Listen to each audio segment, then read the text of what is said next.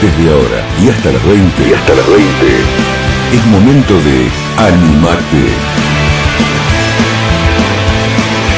Un espacio para escuchar, charlar, crecer y sobre todo, para dejar atrás lo que nos detiene. Con la conducción de Aldo Gamba. Te anunciaba al inicio del programa y lo decíamos en las redes sociales que vamos a estar hablando con el doctor Javier Barraza, ya lo tenemos en línea. Javier, Aldo Gamba te saluda. Buenas tardes, ¿cómo estás? ¿Qué tal? Buenas tardes. ¿Cómo anda? Un gusto saludarlo y gracias por invitarme a su programa. Javier, el gusto es mío y de la audiencia, que ya la vez pasada, cuando tuvimos la salida de ley anterior, se quedaron todos muy Violencia laboral. Violencia laboral, y se quedaron todos muy enganchados. En un momento tendríamos que volver a retomar al inicio de quizás del mes de marzo una nueva salida, porque muchos temas quedaron ahí pendientes. Pero hoy queríamos conversar, Javier, con respecto a la educación. Y la pandemia puso en evidencia un montón de cosas en el mundo, claramente, con las gestiones políticas, pero dos de ellas fueron contundentes y muy visibles. En cualquier parte del mundo, ¿eh? Pero en Argentina fue muy visible también, que tiene que ver con la educación y con la salud. Claramente que la economía también está, pero la educación y la salud. Y la educación, que presenta un déficit importante en Argentina, y esto no corresponde a un solo gobierno, a una sola gestión de gobierno, termina mostrando que tenemos un sistema de educación totalmente obsoleto, que no responde a las necesidades de formación de un mundo moderno, a lo que hoy demanda un mundo moderno. Sí. Coincido con usted. La educación está en crisis y hay múltiples factores. Incluso en el mundo, tal como usted señalaba, ha decrecido el coeficiente intelectual de las personas y hay múltiples factores. Yo actualmente estoy estudiando las causas y los factores que han incidido y han impactado en el decaimiento, en el declive de la educación. Un factor que ha incidido en el declive de la educación es, los bajos coeficientes intelectuales. Pero además creo que un punto central de esto es el empobrecimiento del lenguaje. La reducción del lenguaje es notoria entre los estudiantes. Y el empobrecimiento y la reducción del lenguaje, el desprecio por los tiempos verbales, el desprecio por el enriquecimiento de la ortografía, hace que se reduzca nuestro ámbito de libertad. Y cuando uno tiene menos posibilidades de expresarse, eso genera violencia. Un chiquito, cuando no sabe expresarse, lo primero que recurre es a la violencia, tira las cosas, se rompe la ropa, hasta que la madre dice, esto se pide, y se pide de esta forma, se pide por favor, y la madre lo va educando en el uso del lenguaje. Entonces, cuando se amplía el lenguaje, se amplían nuestros horizontes de libertad, y cuando se reduce el lenguaje, se reduce nuestra libertad. Hay un término que parece en desuso, que es el término señorita. El término señorita denotaba el paso intermedio de una niña o adolescente hacia una mujer, y ese término lo hemos eliminado. Se cree que el que utiliza ese término es un viejo, que es algo anacrónico, pero en realidad hemos eliminado un matiz, y al eliminar los matices lo que hacemos es impactar en el sistema democrático, porque el sistema democrático requiere voces plurales. Fíjense cómo el lenguaje y el empobrecimiento del lenguaje impacta en nuestra libertad. Entonces creo que un punto fundamental de la educación es revalorizar la riqueza del vocabulario de los chicos, de los adolescentes y de los adultos. Los estados totalitarios, que fueron graficados por autores como Orwell en 1984 o Bradbury en Fahrenheit 451, nos alertaron de que los estados totalitarios siempre tienden a reducir el lenguaje y a generar fórmulas simples para que la gente entienda y utilice esas palabras que parecen sencillas pero que encubren en realidad un modo de limitar nuestra libertad. Hola, Javier, ese es un punto. Recién hablabas de... Me quedé y y me dejaste dos cosas ahí picando. Hablás de la baja del coeficiente intelectual. Sí. Y de algo que la verdad que es muy sensible, como decías vos recién, del tema del vocabulario, ¿no? Cómo se fue transformando, cómo se fue... Se ha empobrecido. Se fue transformando el vocabulario, y creo que mucho tiene que ver también con esta cuestión de una nueva generación, de una nueva era, donde las redes sociales han tomado un protagonismo enorme, donde han ido avasallando de alguna manera este vocabulario que vos decías. Mencionás lo de señorita, y me quedé pensando. Es muy bueno lo que vos dijiste ahora. ¿Las escuelas públicas hoy educan o asisten a los chicos? Y las escuelas públicas en algunos casos se han convertido en simplemente receptáculos de cuestiones sociales. O sea, los chicos van a las escuelas públicas a comer y a tener un grado de comprensión que no tienen en sus hogares.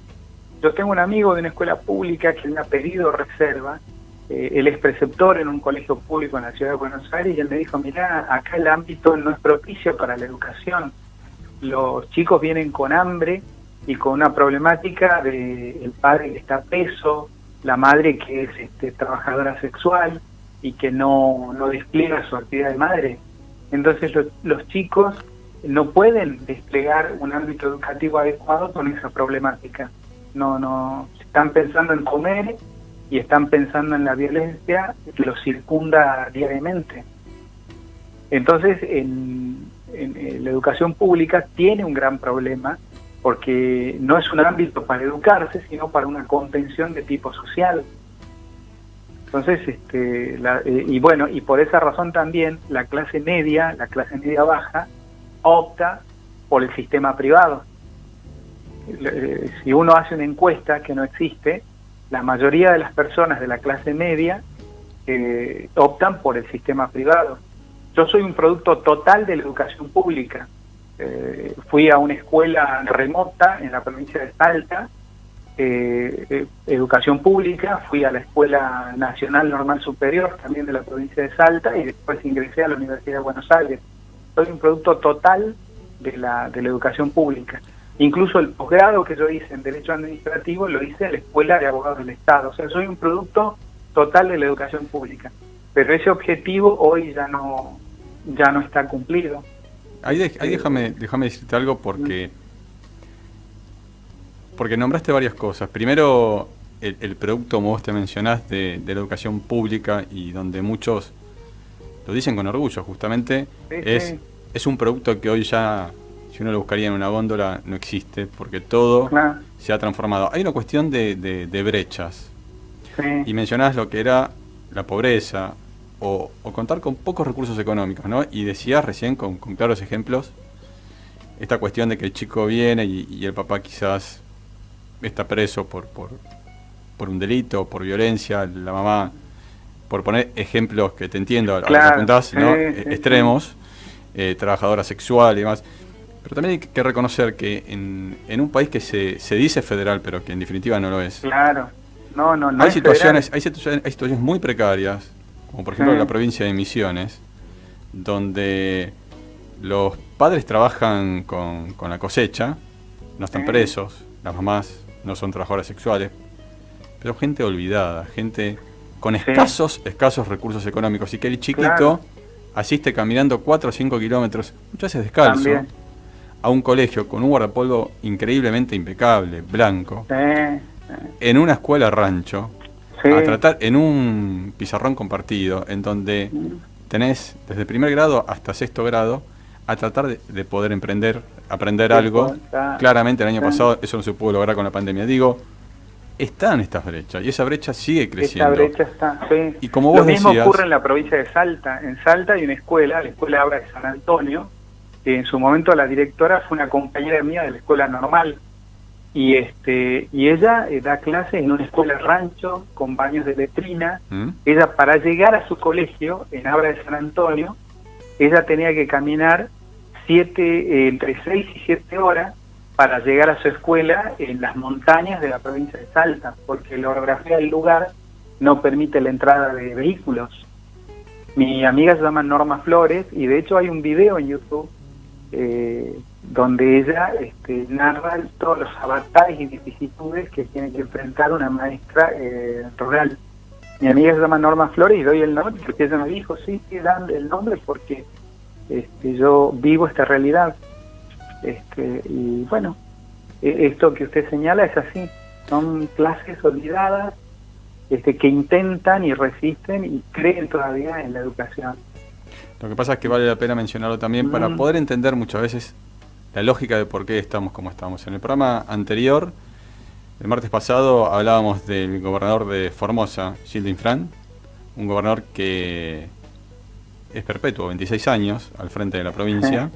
Una provincia, nadie pretende que en 4 años, 8 años, una provincia pueda girar 180 grados, pero en 26 años se supone que una provincia puede mejorar. Claro. Y Formosa ha ido creciendo en índices de pobreza, marginalidad, y justamente golpea la educación. La ecuación perfecta, ¿no?, para poder gobernar una sociedad que cada vez termina siendo más inculta. Para ir al tema que planteamos al inicio, y es la violencia escolar, o lo que se conoce como bullying. Bullying, sí. ¿Cómo podemos tipificar el bullying y cómo, dentro, digamos, del marco legal, jurídico, la justicia entiende a este tipo de acoso que es sostenido, ¿no? Claro.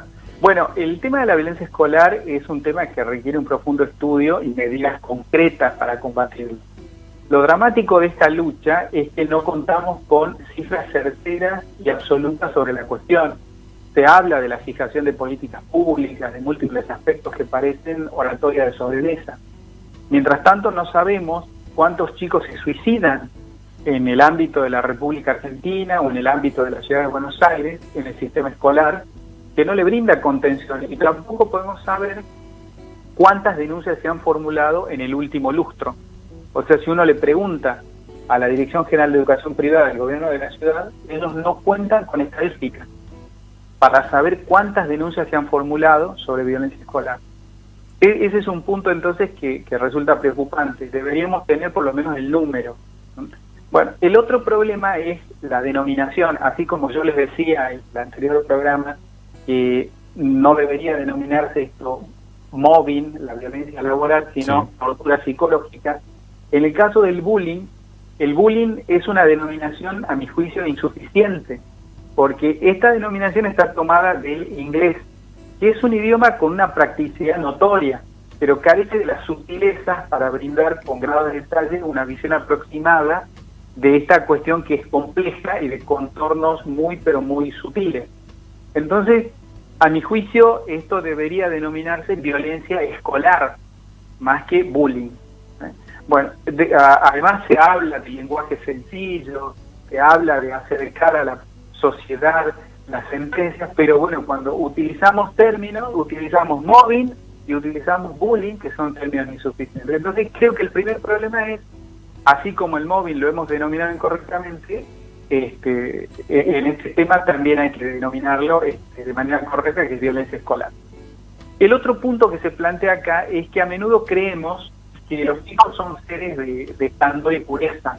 Y yo creo que es así, pero también pueden ser devastadores y crueles los chicos si no existen mecanismos de contención.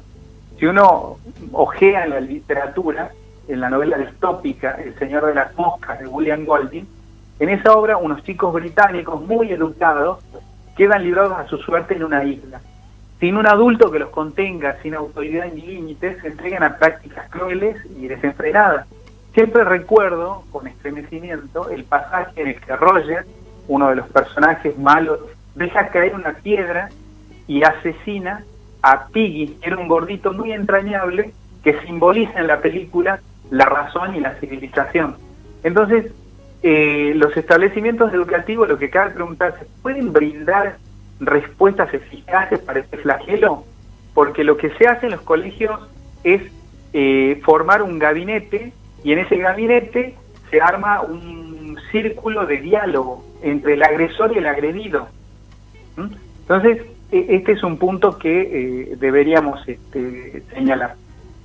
Y después, otra problemática es que, como yo les decía, la Dirección General de Educación Privada no contesta directamente los requerimientos que se hacen de las autoridades oficiales.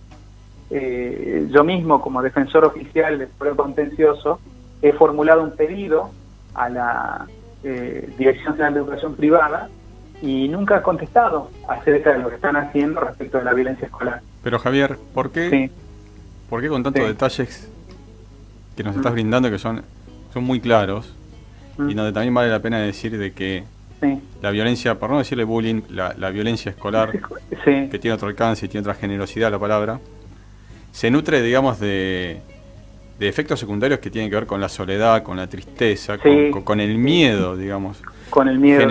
Generando también una tortura psicológica en el menor. En el menor, que en el día de mañana ese menor se transforma en un adulto que posiblemente pueda ser golpeador, posiblemente también tenga consecuencias para su entorno.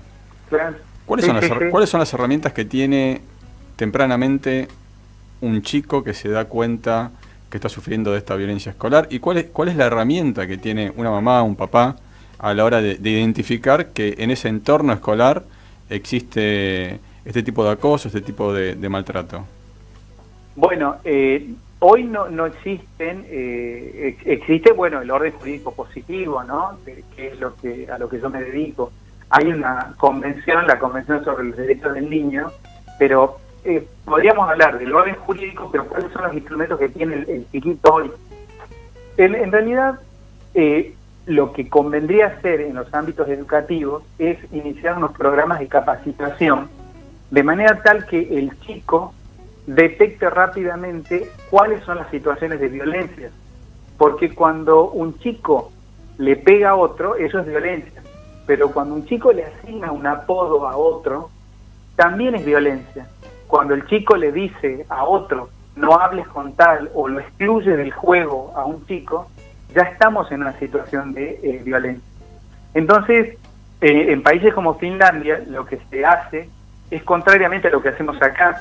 En países como Finlandia han llevado adelante un programa de manera tal que ellos, en los recreos, los chicos capacitados para llevar adelante la detección de la violencia escolar, van mirando cómo se van conformando los grupos.